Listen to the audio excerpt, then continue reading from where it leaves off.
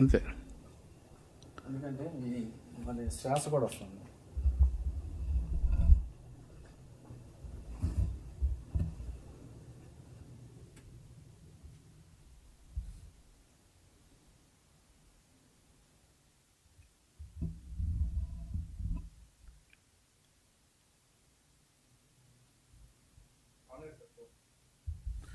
అందరికీ నమస్కారం. ఈ ప్రభుత్వంలో అత్యంత దుబారా ఖర్చు పెట్టే వ్యక్తుల్లో ముందుగా ఎవరుంటున్నారంటే సలహాదారులు. దాదాపు ఈ ప్రభుత్వంలో 45 నుంచి 50 మంది సలహాదారులు, అందుట్లో ఒక 20 మంది దాకా క్యాబినెట్ హోదా.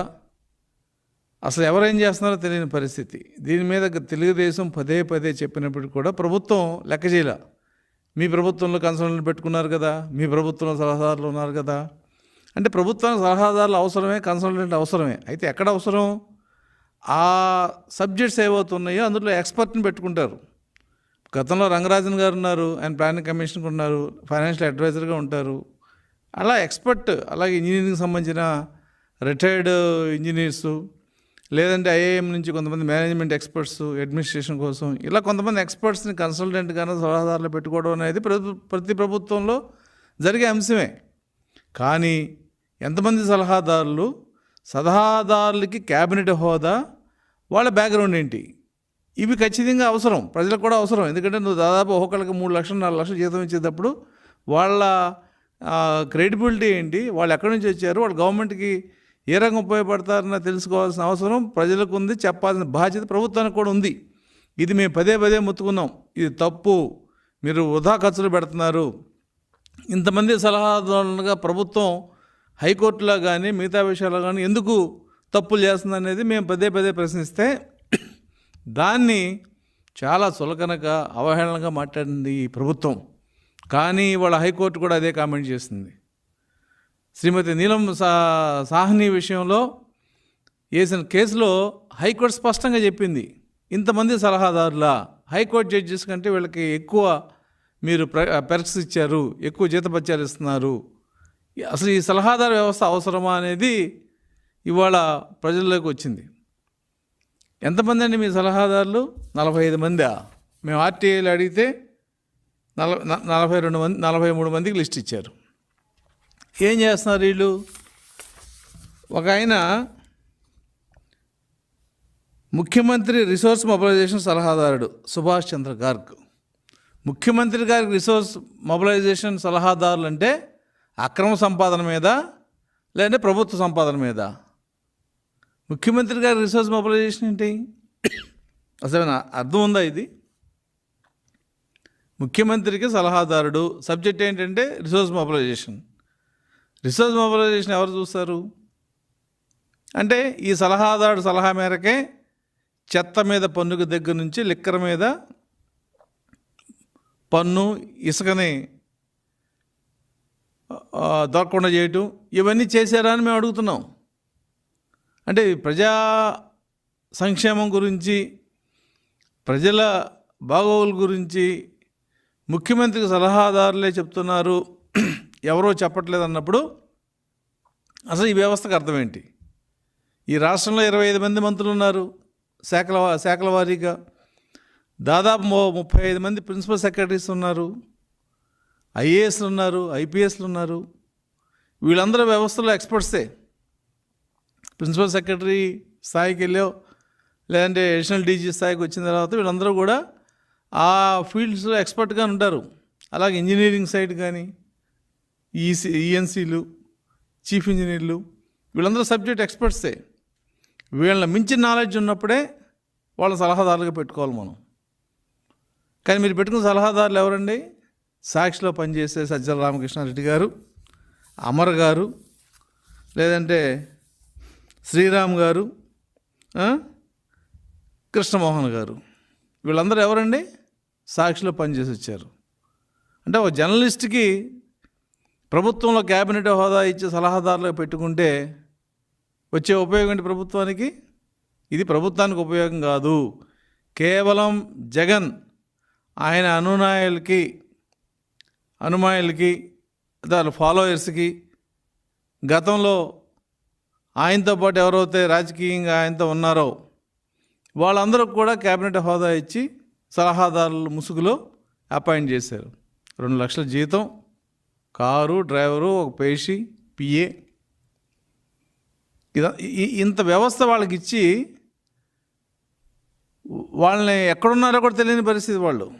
ఇవాళ చాలామంది శాఖలో ఆ శాఖకు సంబంధించిన సలహాదారుడు కనుక ఉంటే ఆయన ఏం చేస్తున్నాడో ఆ డిపార్ట్మెంట్కి తెలియదు. Srinath Reddy IT technical, J Vidyasagar Reddy IT technical, K Rajasekhar Reddy IT policy, A Chandrasekhar Reddy power energy, BSN Reddy నీటిపారుదల, అలాగే డాక్టర్ ఎస్ గోవింద్ రెడ్డి నీటి వనరుల శాఖ, విఎస్ భరత్ రెడ్డి ఏవియేషన్ సలహాదారుడు, అలాగే తుమ్మల లోకేశ్వర్ రెడ్డి టెక్నికల్ ప్రాజెక్టుల సలహాదారుడు, అజయ్ కలాం రెడ్డి ముఖ్యమంత్రి గారి సలహాదారుడు, ఎస్ఆర్ వీరారెడ్డి ఇండస్ట్రియల్ ప్రమోషన్ సలహాదారుడు, సజ్జల రామకృష్ణారెడ్డి పబ్లిక్ అఫైర్స్ సలహాదారుడు, doctor K Ramachandra Murthy public policy సలహాదారుడు మీరు అపాయింట్ చేశారు. కానీ ఈ వ్యవస్థలు ఏమనలేక ఆ రాజీనామా వెళ్ళిపోయాడు హెచ్ఎంటీవీ సంబంధించిన రామచంద్రమూర్తి గారు. అలాగే సాయి దుర్గాప్రసాద్ రాజు ప్రభుత్వ కోఆర్డినేషన్ సలహాదారుడు, Peter D Hasan investment promotion మరియు ఎక్స్టర్నల్ రిలేషన్స్ సలహాదారులు. ఆ సలహాదారుల జాబ్ చార్ట్ కూడా వాళ్ళు దేనికి పెట్టారనేది ఆ శాఖలు కూడా అర్థం కాని పరిస్థితి. కొంతమంది ఢిల్లీలో ఉన్నారు, కొంతమంది ఇతర దేశాల్లో ఉన్నారు, కొంతమంది అసలు ఈ రాష్ట్రానికి సంబంధించిన వాళ్ళు కూడా కాదు. మిడిల్ ఈస్ట్ దేశాలు ప్రత్యేక ప్రతినిధి. మిడిల్ ఈస్ట్ దేశాలకు ప్రత్యేక ప్రతినిధి ఉంటే మిడిల్ ఈస్ట్లో జరిగిన ఎన్నో ఇబ్బందులు ఏవైతే ప్రజలు అక్కడ ఈ కరోనా టైంలో ఫేస్ చేశారో వీళ్ళందరికీ ఏ రకమైన సేవలు ఈయన అందించాడో చెప్పాలి. అంటే ఈ రకంగా మీరు ఒక 40-45 మందిని సలహాదారులుగా పెట్టి వాళ్ళకి లక్షల జీతాలు ఇచ్చి అలాగే వాళ్ళ క్యాబినెట్ హోదా ఇచ్చి వీళ్ళందరూ అసలు ప్రభుత్వంలో ఏం చేస్తున్నారు? నిజంగా ఎప్పుడన్నా ఆ శాఖలకు సంబంధించిన ప్రిన్సిపల్ సెక్రటరీ కానీ మినిస్టర్ గారు కానీ ఈ సలహాదారులతో సంప్రదింపులు జరిపి ఆ శాఖకు సంబంధించిన ఏదైనా నిర్ణయం తీసుకున్నారా? ఇంకా రెండో అంశం హైకోర్టు కూడా కామెంట్ చేసింది. ఏదైనా ప్రభుత్వం తరఫున మాట్లాడాలంటే కన్సర్న్ మినిస్టర్ మాట్లాడాలి, లేదు టెక్నికల్ అంశం అయితే ఆ సంబంధిత అధికారులు మ్యాక్సిమం ప్రిన్సిపల్ సెక్రటరీస్ ఎవరో మాట్లాడతారు. కానీ మన దౌర్భాగ్యం ఏంటంటే అన్నిటికీ ముఖ్యమంత్రి గారి సలహాదారులే మాట్లాడతారు. ఏ సమస్య వచ్చినా ఏ విషయమైనా సలహాదారులు మాట్లాడతారు, లేదు పార్టీ జనరల్ సెక్రటరీ గారు మాట్లాడతారు. ప్రభుత్వానికి సంబంధం లేదు. దురదృష్టం ఏంటంటే క్యాబినెట్ అంశాలు క్యాబినెట్కి సంబంధించిన ఒక మినిస్టర్ మాట్లాడతారు కాబట్టి ఆ మినిస్టర్ మాట్లాడే అవకాశం అక్కడ ఒక్కచోట వస్తుంది. కానీ లేదు తెలుగుదేశం పార్టీ నాయకుల్ని బూతులు తిట్టించాలంటే బూతుల మంత్రి గారిని ఇట్లా వాడుకుంటున్నారు తప్ప మంత్రుల్ని ఓ సబ్జెక్ట్ మీద మైన్స్ ఉన్నాయి, ఎవరు మాట్లాడాలి? మైన్స్ శాఖ మంత్రి మాట్లాడాలి, కానీ సెక్రటరీ మాట్లాడతాడు. లేదు ప్రభుత్వ విధానాలు ఉన్నాయి, ఎవరు మాట్లాడాలి? ముఖ్యమంత్రి మాట్లాడాలి, లేదంటే సంబంధిత శాఖ మంత్రి మాట్లాడాలి. ఆయన మాట్లాడు, మధ్యలో సంబంధం లేని సలహాదారులు మాట్లాడతారు. అంటే ప్రెస్లో మాట్లాడతాకి ఒక సలహాదారుడు, ఆయన క్యాబినెట్ హోదా. సరే అదేదో ఒకళ్ళిద్దరిని పెట్టుకుంటే అది ఒక రకమైన అంశం. కానీ 45 మంది ఎక్కడున్నారు, వీళ్ళు ఎక్కడ కూర్చుంటున్నారు, ఏమేమి సలహాలు ఇస్తున్నారు అనేది మేము ఆర్టీఐ యాక్ట్ కింద అడిగితే ఇంతవరకు సమాధానం లేదు. ఈ 45 మంది సలహాదారులు ప్రభుత్వానికి ఎప్పుడెప్పుడు ఎటువంటి సలహాలు ఇచ్చారు, ఆ సలహాలను ప్రభుత్వం ఏమైనా పాటించిందా, అసలు వీళ్ళు ఎక్కడ కూర్చుంటున్నారు, ఏ శాఖకి వీళ్ళు అనుసంధానంగా పనిచేస్తున్న అంశం తెలుగుదేశం పార్టీ తరఫున ఆర్టీఐ యాక్ట్ కింద అడిగాం. దానికి ఇంతవరకు సమాధానం లేదు. ఏదైతే మేము రాజకీయంగా మాట్లాడి ఈ వ్యవస్థ మంచిది కాదని చెప్పామో అదే వాళ్ళ హైకోర్టు కామెంట్ చేసింది. ప్రభుత్వం దీనికో సమాధానం చెప్పాలి. ఎందుకంటే నీలం సాహ్ని గారి కేసు చాలా విచిత్రమైన కేసు అది. ఆవిడ ప్రధాన కార్యదర్శిగా పనిచేశారు, ఎక్స్టెన్షన్ ఇచ్చారు, రిటైర్ అయిపోయారు, మీరు ఒక అడ్వైజర్గా పెట్టుకున్నారు. వెంటనే ఆవిడ స్టేట్ ఎలక్షన్ కమిషన్గా ప్రభుత్వం నియమించింది. కాబట్టి ఆవిడకున్న అర్హత ఏంటి, లేదా ఆవిడకున్న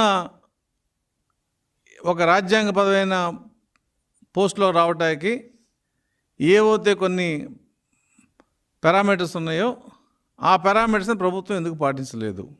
వీటన్నిటి మీద ఒక వ్యక్తి కోర్టుకు వెళ్తే కోర్టులో ఈ అంశాలన్నీ వచ్చినాయి. మరి మీరు కోర్టుకి ఏం సమాధానం చెప్తారు? స్వయాన జడ్జి గారే కామెంట్ చేశారు, ఒక హైకోర్టుకి జడ్జికి లేని సదుపాయాలు, జీతభత్యాలు అన్నీ కూడా మీ సలహాదారులకు ఇస్తున్నారని. కాబట్టి ఈ ప్రభుత్వం మునిగిపోయే నావని బయటికి రక్షించడానికి ఒక కెప్టెన్ ఎంత ప్రయత్నం చేస్తాడో తెలుసు, రక్షించలేమని, మునిగిపోతుందని తెలుసు అని చెప్పి కెప్టెన్ కూర్చోటకు లేదు, చివరి దాకా అతను ప్రాణం పోయేదాకా ప్రయత్నించాల్సిందే. అలా ఈ వ్యవస్థని నాశనం చేయటానికి, ఈ ప్రభుత్వం యొక్క అడ్మినిస్ట్రేషన్ని మొత్తం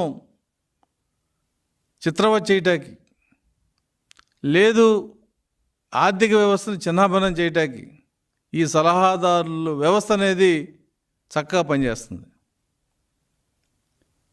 అంటే రిసోర్స్ మొబిలైజేషన్ సలహాదారుడు ఏమిస్తాడు? ఈ ఆర్థిక అభివృద్ధి ఎలా జరగాలి, ఆర్థికంగా కొత్త మార్గాలు ఏమున్నాయి, లేదు మనకి మంచి ఇన్కమ్ ఎలా వస్తుంది అనేది దాని మీద ఒక ఫైనాన్షియల్ ఎక్స్పర్ట్ అయితే సలహా ఇస్తాడు. కానీ మీరు చేసింది ఏంటి? ట్యాక్సులు పెంచారు, ఉచితంగా ఇచ్చే ఇసుకను తీసేశారు. ఇవాళ మున్సిపల్ ట్యాక్సుల్లో చెత్త మీద కూడా స్లమ్లో అయితే నెలకు 30 రూపాయలు, మామూలు ఇళ్ళకు అయితే 120 రూపాయలు వేశారు. దీని మీద సోషల్ మీడియాలో ఒక మంచి కామెంట్ కూడా పెట్టారు. చెత్తకి 50 ఇళ్ళకి ఒక వాలంటీర్ని పెట్టారు కాబట్టి, ఈ చెత్త మీద మీరు 120 రూపాయలు వసూలు చేస్తున్నారు కాబట్టి 50 ఏళ్ళకి 6,000 రూపాయలు ఇన్కమ్ వస్తుంది, 5,000 రూపాయలు వాలంటీర్కి ఇస్తే 1,000 రూపాయలు ప్రభుత్వానికి మిగులుతుందని చెప్పి, అంటే చెత్త మీద పన్నుతో ఇప్పుడు వ్యవస్థను బతికించి ఏర్పాటు చేసిన ఈ సలహా ఇచ్చిన వ్యక్తుల మట్టికి ఖచ్చితంగా మనం గౌరవించాల్సిందే. ప్రభుత్వాలు నాశనం అవడానికి ఇటువంటి సలహాలు అవసరం. ఇసుక మరి ఏ సలహాదారు చెప్పాడో, తెలుగుదేశం ప్రభుత్వంలో ఇసుకలో కోట్లు సంపాదించారు కాబట్టి ఇసుక పాలసీ, కొత్త పాలసీ తెస్తామని చెప్పి పూర్తిగా ఆ వ్యవస్థను మొత్తం నాశనం చేసి వాళ్ళు ఇసుక బంగారం అయ్యే పరిస్థితి తీసుకొచ్చారు. మరి నిత్యావసర వస్తువులు భయంకరంగా పెరిగినాయి. మరి నిత్యావసర వస్తువులు తగ్గించే పరిస్థితి ఏంటనేది ఒక సలహాదారు కూడా చెప్పట్లేదు.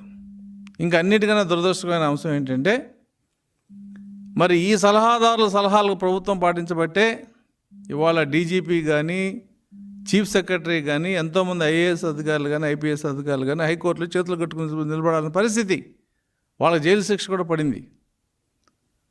మరి ఇంత వ్యవస్థ ఈ రకంగా నాశనం అవుతుంటే సలహాదారులు ఏం చేస్తున్నారు అంటే, వాళ్ళు సలహాలు ఇస్తే ప్రభుత్వం పట్టించుకోవట్లేదా, అసలు సలహాలు ఇవ్వట్లేదా? ఈ 2 అంశాల మీద ప్రభుత్వం సమాధానం చెప్పాలి. అలాగే వాళ్ళ యొక్క క్రెడిబిలిటీ, క్వాలిఫికేషన్, బ్యాక్గ్రౌండ్, ఏదన్నా ఇప్పుడు నీటి రంగానికి సంబంధించిన ఒక సలహాదారుని పెడుతున్నామంటే ఆయన నీటి రంగంలో నిష్ణాతులు అయి ఉండాలా, మంచి అనుభవం ఉండాలి, ఇవన్నీ ఉండాలి.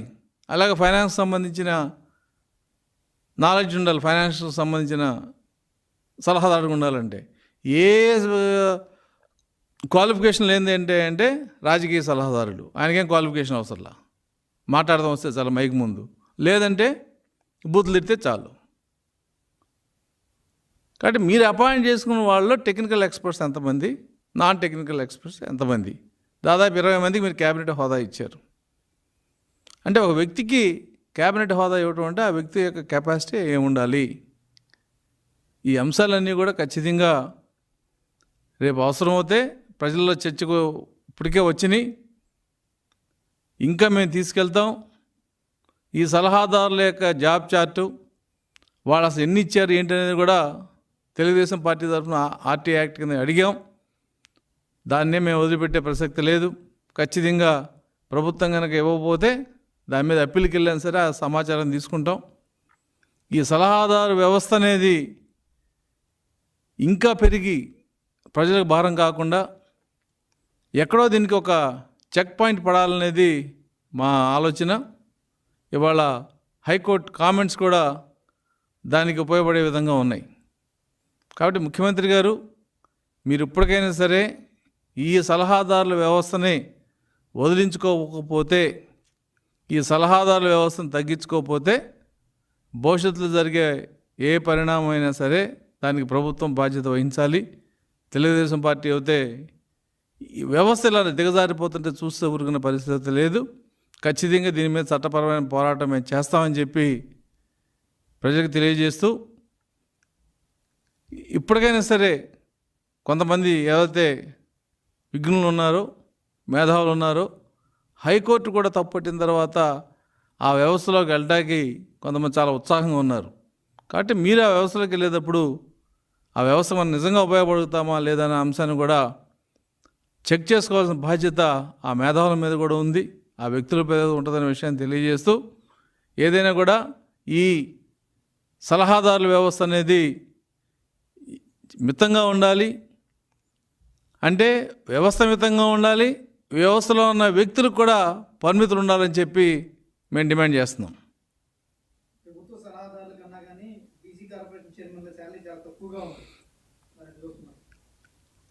అదే మేము చెప్పింది. ఇవాళ బీసీ కార్పొరేషన్ చైర్మన్ 135 మందికి ఇచ్చాడు ఈయన. అంతకుముందు 56 కుల సంఘాలకు ఇచ్చాడు. వాళ్ళ జీతం జనరల్గా కార్పొరేషన్ చైర్మన్లు గతంలో ఎప్పుడు మనకు అంటే ఇన్ని కార్పొరేషన్లు గతంలో ఎప్పుడు లేవు. 56 కుల సంఘాలు, 135 ఇవి కలిపి కూడా ఇవాళ ప్రభుత్వం అపాయింట్ చేస్తూ వాళ్ళకేదో నామాత్రం, అంటే ఏదైతే పబ్లిక్ సెక్టార్లో ఉన్న సంస్థలకి ఒక రకమైన శాలరీసు, సొసైటీస్గా అలాగే కార్పొరేషన్స్గా ఉన్న వాటికి ఒక రకమైన శాలరీస్ ప్రభుత్వం నిర్ణయించింది. అయితే వీళ్ళ వలన ప్రజలకి కొద్దిగా గొప్ప ఉపయోగం ఉంది. ఒక బీసీ కార్పొరేషన్లో నిజంగా పనిచేస్తే ప్రభుత్వం బడ్జెట్ ఇస్తే బీసీలకి ఎంతో మేలు జరుగుతుంది.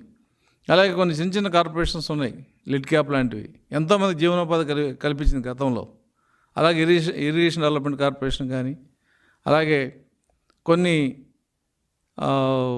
ప్రత్యేకమైన కార్పొరేషన్లు ఆ ప్రాంతాల వరకే పరిమితమైన కార్పొరేషన్లు చాలా వరకు అక్కడ సోషల్ డెవలప్మెంట్కి ఉపయోగపడ్డాయి. వాళ్ళకి ఇచ్చే జీతాలతో పోల్చుకుంటే వాళ్ళు చేసే సర్వీసెస్ చాలా తక్కువ. కానీ వాళ్ళు ఈ సలహాదారులకి 17 మందికి 18 మందికి క్యాబినెట్ హోదా ఇచ్చారు. అంటే క్యాబినెట్ హోదా అంటే ఏంటి? ఎంత అవుతుందో మనిషికి ఖర్చు, వాళ్ళకి సెక్యూరిటీ, వెహికల్, పేషి, జీతం, హౌస్ రెంటు, ఇంత ఖర్చు పెడితే వాళ్ళు ఏం చేస్తున్నారు అనేది మరి వాళ్ళ మంత్రివర్గంలో ఉన్న సీనియర్ మంత్రులు అలాగే సీనియర్ అధికారులు కూడా దీని మీద ఆలోచించాలి. ప్రభుత్వానికి పవర్స్ ఉండొచ్చు, power is different from absolute power.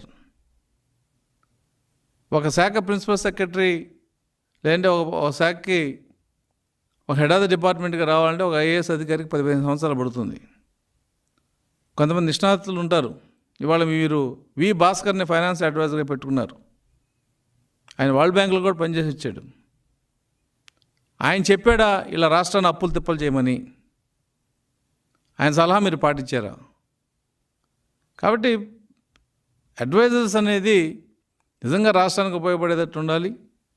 అటువంటి వ్యక్తులను తీసుకోవాలి తప్ప రాజకీయంగా నా వెనక తిరిగారు కాబట్టి వాళ్ళందరినీ అడ్వైజర్స్గా పెడతాం, మా పత్రికలో పనిచేశారు కాబట్టి వాళ్ళందరినీ అడ్వైజర్స్గా పెడతాం, వాళ్ళకి హోదాలు ఒకటి, ఇదంతా కూడా ఒక దారుణమైన పరిస్థితికి తీసుకెళ్ళే తప్ప ఏ రకంగా ఉపయోగపడదు అనేది వైసీపీలో నాయకత్వం కూడా గ్రహించాలి. కార్పొరేషన్స్కి చైర్మన్గానో లేదంటే కార్పొరేషన్లో ఒక పదవి రావాలంటే వాళ్ళు రాజకీయంగా ఎంతో కష్టపడితే కానీ రాదు. కానీ కేవలం ముఖ్యమంత్రికి దగ్గరగా ఉన్న వ్యక్తులు అడ్వైజర్స్గా వచ్చినందువలన ఈ కార్పొరేషన్ చైర్మన్లు కానీ లేదంటే వీటిలో ఉన్న వ్యక్తులకి యొక్క ప్రాబల్యం తగ్గి ఈ కార్పొరేషన్ అనేది కేవలం కంటితుడుగా మారే ప్రమాదం కూడా భవిష్యత్తులో ఉంటుందనే విషయం ఇప్పటికైనా జగన్మోహన్ రెడ్డిని గుడ్డిగానే వెళ్తున్న వాళ్ళు గమనిస్తారని కూడా మేము ఆశిస్తున్నాం. ప్రభుత్వ ఉద్యోగులకు సకాలంలో శాలరీస్ అందట్లేదు కానీ అడ్వైజర్లు కూడా పడతా ఉన్నాయి. ప్రభుత్వ ఉద్యోగులు అంటే 4 లక్షల మంది ఉద్యోగస్తులు, అంతేమంది పెన్షనర్సు, వీళ్ళు కాకుండా మరి జగన్ గారు చెప్పినట్టు 6 లక్షల మంది కొత్త ఉద్యోగాలు ఇచ్చామన్నాడు. ఇవాళ రాష్ట్ర ప్రభుత్వం యొక్క శాలరీ బిల్ అంటే శాలరీస్, పెన్షన్స్ ఇవన్నీ కలిపితే 5,200 కోట్లు దాదాపు ఉందనేది ఆర్థిక శాఖ చెప్తుంది. అది ప్రతి నెల ఫిక్స్డ్కి ఇంత అమౌంట్ ఉండదు, ఒక 100-150 కోట్లు అటు ఇటు మారుతూ ఉంటుంది. అంటే రాష్ట్ర ప్రభుత్వ ఉద్యోగులతో పోల్చుకుంటే ఈ సలహాదారుల యొక్క శాలరీ అంటే అర్థమెటిక్స్గా చాలా తక్కువ ఉండొచ్చు. ఇది 5,000 కోట్లు ఉంటే ఇది 40 మందికి కలిపి 44,60,00,000 ఉండొచ్చు. కానీ అది పూర్తిగా వృధా ఖర్చు.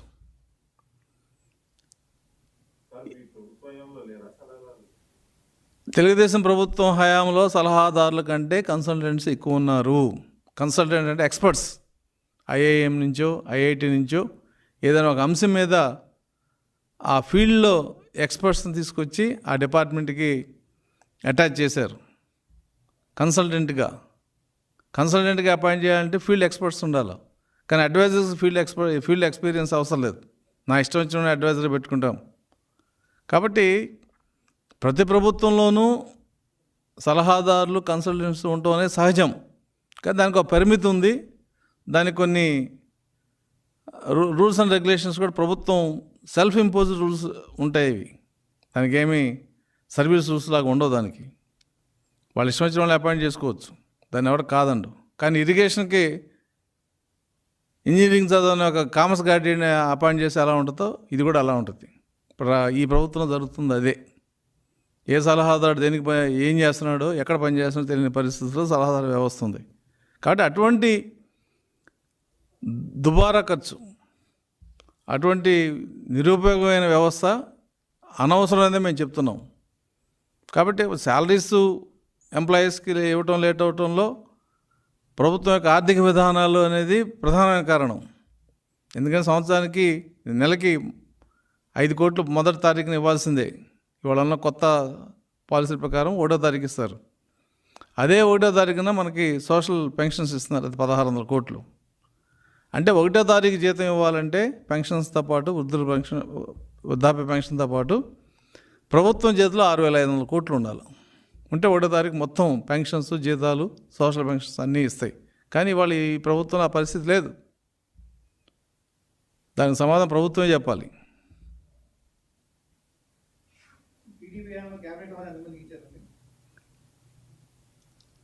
చాలా తక్కువ అది. మరి నాకు తెలిసి ఆ పరకాల శేషావతారం గారికి ఒక్కడికే ఇచ్చినట్టున్నారు, పరకాల ప్రభాకర్ గారికి, ఇంకెవరికి ఇవ్వలేదు. దానికి కూడా వైసీపీ వాళ్ళు చాలా కామెంట్ చేశారు. మరి మేము అడిగిన ఆర్టీఏ ప్రకారం దాదాపు 18 మందికి క్యాబినెట్ హోదా ఇచ్చారు సలహాదారులకి. అంటే క్యాబినెట్ హోదా అంటే ఏంటి? మిగతా మినిస్టర్లు వీళ్ళు ఒకటే, వాళ్ళు క్యాబినెట్కి వెళ్తారు, వీళ్ళు క్యాబినెట్కి వెళ్ళరు. మిగతా అన్ని ప్రోటోకాల్ విషయంలో అందరూ ఒకటే. మరి అటువంటి వ్యవస్థని తయారు చేసిన ఈ ప్రభుత్వం ఖచ్చితంగా సమాధానం చెప్పాలి. సలహాదారు వ్యవస్థను రద్దు చేయమని మేము అడగట్లేదు. సలహాదారులుగా వచ్చిన వాళ్ళకి ఎలిజిబిలిటీ ఉండాలి, ఆ సలహాదారులు పరిమితంగా ఉండాలి. నిజంగా ఒకప్పుడు కేఎల్ రావు గారిని ఇరిగేషన్ అడ్వైజర్గా తీసుకుంటే రాష్ట్రాలు పోటీ పడ్డాయి, మా రాష్ట్రం కావాలని. అలాగే మన రిజర్వ్ బ్యాంక్ గవర్నర్ చేసిన రంగరాజన్ గారు కూడా ప్లానింగ్ కమిషన్కి మనకి చైర్మన్ చేయడం జరిగింది. అటువంటి వాళ్ళని అడ్వైజర్ తీసుకోవడం తప్పులేదు. అలాగే మన పాత ఫైనాన్స్ సెక్రటరీ వి భాస్కర్ గారు కూడా అడ్వైజర్గా ఉన్నారు. ఈ వరల్డ్ బ్యాంక్లో పనిచేసి వచ్చాడు, ఫైనాన్షియల్ ఎక్స్పీరియన్స్ ఉంది ఆయనకి. కాబట్టి కొన్ని విషయాల్లో తప్పు లేదు. కానీ వాళ్ళ యొక్క రోల్ నిజంగా ప్రభుత్వ సలహాదారులు ప్రభుత్వ అడ్మినిస్ట్రేషన్లో ఇంటర్ఫేర్ అవుతున్నారా లేదా, వాళ్ళకి క్వాలిఫికేషన్ ఉందా లేదా, ఈ 2 అంశాలు ప్రధానమైనవి. కానీ ఇవాళ రాష్ట్ర ప్రభుత్వంలో 25 మంది మినిస్టర్లు ఉంటే దాదాపు 45 నుంచి 50 మంది సలహాదారులు ఉంటే వీళ్ళందరూ ఏం చేస్తున్నారు, ఎవరు చెప్తున్నారు, ప్రభుత్వం సమాధానం చెప్పాలి. అది మేము తెలుగుదేశం పార్టీ తరఫున ప్రశ్నిస్తున్నాం తప్ప వ్యవస్థను మేము తప్పుపడతల్లా. కేంద్ర ప్రభుత్వంలో సలహాదారులు ఉన్నారు, కేంద్ర ప్రభుత్వంలో కన్సల్టెంట్స్ ఉన్నారు. మరి వాళ్ళ క్యాపిటల్గా చేయాలంటే కొన్ని సంస్థల యొక్క సలహాలు మనం తీసుకున్నాం.